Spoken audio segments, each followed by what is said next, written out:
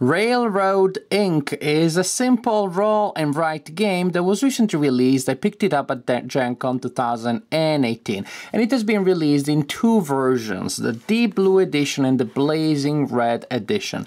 Basically, they contain exactly the same basic game. The only difference is that this contains two mini expansions and this other one contains two different mini expansions. One reason why you may consider getting both, on top of maybe you want all of the 4 expansions, is that the games can be combined, and by doing so you can play with up to 12 players. And since the game is played simultaneously, all players will work on their board at the same time. Playing with 12 players does not increase playtime considerably. Now let's take a closer look at the basic game, and then we'll look at the mini expansions. The two sets, since it's basically the same game, look very similar. You will find a number of boards, such as this one. Each player will use such a board. It is nice that here you have a player area that can also be used, as you see, as a screen, so other people don't see what you're doing. So you'll find a bunch of these boards that you can write on with dry erase markers. And then you have 4 standard dice that are the same in both editions, and then each edition has 2 sets of 2 special dice, and basically each pair of special dice is an expansion. Now each player will have a board such as this one. Each player will have a dry erase marker. Then somebody, doesn't matter who, will roll these dice that represent different segments of railroads or of highways, and possibly also where are they? Oh, these things that I call stations pretty much are segments that allow you to connect highways to railroads, because otherwise usually you shouldn't have a railroad that comes out of a highway without any explanation. What is that, like, I don't know, Italian urban planning? So somebody rolls the dice, and then everybody at the same time needs to draw all 4 of the symbols on their board if they can. A symbol needs to be connected either to one of these exits that are on the edges of the board, and not all exits are born equal. Some exits are highway exits or highway connections, and some other ones are railroad connections. So you need to connect them to those or to one another. You can't build in the middle of nowhere. Again, what is this? Italy? Now, suppose, for example, that I decide to connect this one, to use this die here like this, and I draw the highway, and then I want to connect that highway to this one like this. What do we have here? Oh, look at that. We have this other highway also with a railroad that goes underneath, like a bridge. And then we're left with this railroad connection here that I, for example, decide to connect like this. After you draw your symbols, it's a good idea to write down the turn in which you drew them. It allows you to go back and check if you made mistakes. Also, it's a good diary. Oh, look what I did 15 minutes ago in turn 2. I was so young and inexperienced then. Then simply you reroll. And you continue like this for 7 turns. I think I rerolled exactly the same symbols, so I'm going to cheat a little bit. Oh, perfect. Now we have interesting situation here. And suppose that I decide now to use this die like this. I draw the station first because I like that kind of planning. I have a highway here. And of course, that was a terrible idea. No, not so bad, not so bad. Because then I can use this symbol here. I'm gonna use, see, it would have been great to use this symbol here, but now I don't know where to place this one here. So I'm gonna say that instead I did this. I'm gonna place this symbol here and this symbol here. Now probably as you're watching the video, you will find out that I made some mistakes. It happens in every video in which I try to do things in real time. I'm thinking of the strategy, I'm talking to you, I am filming and checking that the camera doesn't fall on the table. So that is very common. But still, even if I made some mistake, which is likely, I will I hope that that gave you a sense of what happens here. Now, another thing that you can do is see there are 6 symbols here. You can use one of them in a turn and up to 3 in a game, so you cannot use them all 6. Suppose, and each can be used only once per game. So suppose that I want to use one of these symbols here. For example, I want to use this one in this turn. Then I mark it to make sure that it's clear that I did use it, and then I draw it in any orientation that I desire. For example, like this. For example, like this. And I also mark that I use that in turn 2. So this is how it works. So after 7 turns, you will have drawn a lot around the board. And then you score points. You score points based on various factors. One is nets. You're trying to connect as many exits as possible to one another in nets. Suppose, for example, that at the end of the game, I have a net like this. This would be a net that connects 1, 2, and 3 exits. And so that net will be worth 8 points. And so simply you're trying to make ginormous nets because, as you can see, the larger the net, the more exits are connected by a net, the more points you score. And so you write here in this box the number of points that you score from nets. Then you have longest road, 1 point per square that the road goes through, longest highway, longest railroad. Then you score a point for each square in the central area in which you build something.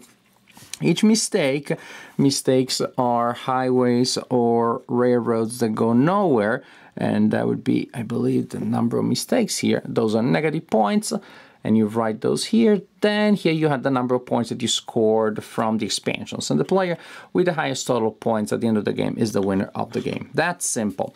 As for the expansions usually shorten the game. In the expansions, usually you roll your 4 dice as usual. Plus, these are the 2 dice of the expansion. And usually the expansion dice are not mandatory. You can choose to, depending on the expansion, in some you can just choose to add 0, 1, or 2 to your board. In some of the expansions, you have to add at least 1. In general, the river expansion gives you, well, guess what? Rivers. So you can also choose to add rivers to your map. At the end of the game, you choose one of your rivers and you score a point for each square that the river runs through. So pretty much you're building longest river. The lake expansion. Lakes are really cool. My daughter Amelia loves the lake expansion because, well, you draw lakes. They may also be connected to, these are not stations when they're attached to a lake, but piers. And so when you have a pier, basically, that will allow you to get more connections. Suppose that I have a lake here that goes like this. That goes like this, and here we have another pier, and here we have another pier. I have a lake that goes like this and connects there. Then pretty much I can use the lake as a connection. So now this has become part of my net. Actually, if I had another pier here that goes like this, now my net is even larger. So this is the lakes. You will get to score, points for your smallest lake, 1 point for each square in your smallest lake. So you're encouraged to keep, if you have several ones, all of them big, plus you can use lakes to create connections. The red edition, the blazing red, this is all about fire, so it's much more destructive. In this expansion, you have volcano or lava dice. This is lava, and when you add lava, well, you have these expanding lakes of lava. You need volcanoes to justify. You need to add volcanoes to, well, explain why there are those lakes of lava. So sometimes the lava will destroy your railroads.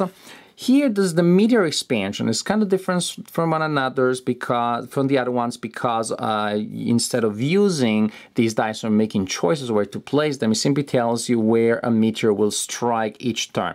One die will tell you the direction in which the meteor will fall relative to the one in the previous turn, and this is by how many spaces. Suppose that the previous turn a meteor fell here, and you mark that like this. Also, you want to mark a dot to indicate where was the last one, because that is where it tells you where the next one will fall. And then suppose that we rolled these dice, then I'm marking on my board that the meteor now is the next meteor. The meteor for this turn is falling to the right of the previous one by 3 spaces, 1, 2, 3. And I mark it there, and that's the crater.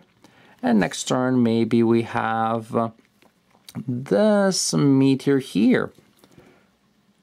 And so we mark it here.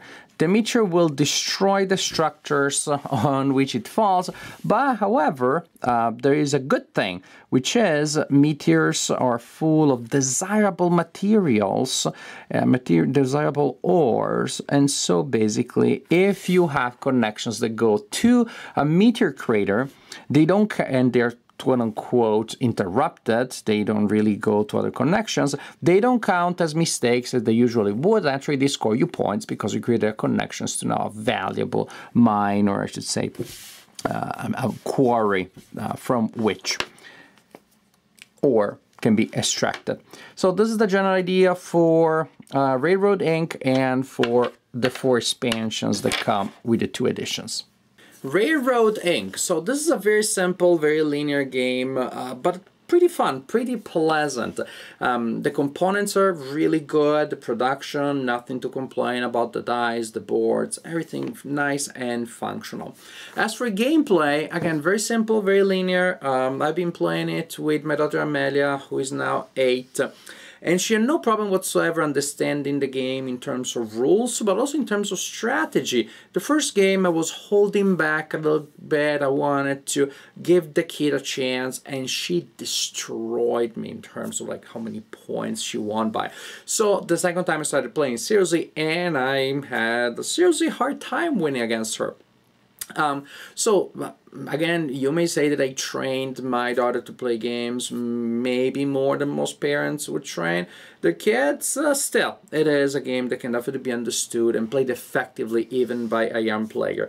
And that is, of course, great. In that sense, it can be seen as a family game in the purest sense, which is you can play it with your children, fairly young players, and still have fun. It's not a kid's game that you will have to suffer through.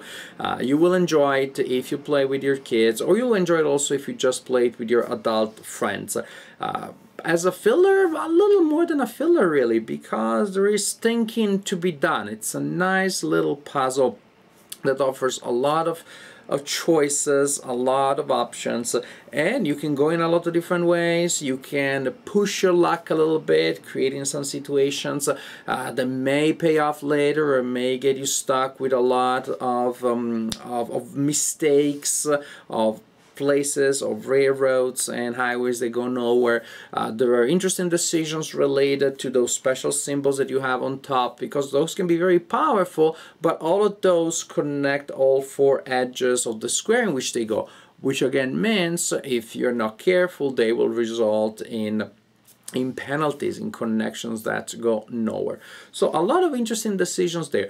Actually, this is such a nice puzzle that is absolutely enjoyable even if you're playing it solo. There aren't specific rules about it. You're playing against yourself, trying to beat your score to get as high a score as possible, and guess what? It's perfectly fine as is. In fact, if you just have your dice with you and a pen and a pad, it's a perfect travel game. It's a perfect solo travel game. With 4 dice, you just draw the board and you roll the dice and you play your solo game on an airplane wherever you are. With the expansions, you also, of course, increase the replay value. My daughter and I like the expansions differently. For example, we're not particularly fond of the lava expansion. That's probably our least favorite one, but I like the meteor expansion very much. My daughter doesn't so much because the meteors destroy your stuff, and she does not like that a lot. My daughter is much more fond of the lake expansion. That's her favorite one. I like it too, but I just can't beat her. When there are the legs, there's just no chance. And maybe that's also why she likes it so much. She seems to be a natural at building these monster legs that let her connect everything. So, really good game. I'm very pleased with Railroad Inc. It is a little more than a filler with a nice range of decisions that don't make the game complicated. Actually, you can change the level of complexity. It can be very simple if you just play the core game. You can add more layers by adding different expansions. So definitely a game that is flexible and very pleasant and very enjoyable. Railroad Inc. Also a little something can be important. There are a lot of print and play games out there that are roll and move, and I roll and draw, and I played a bunch of them, and I reviewed a bunch of them in the past. Some of them also have a similar theme as Railroad Inc. But overall, Railroad Inc. feels very different from all the other games of this kind with the same mechanic that I tried. So very different. It feels unique. It has enough personality, unique personality to deserve, well, to be treated as its own thing, because it really is its own thing. Railroad Inc. Pretty good game.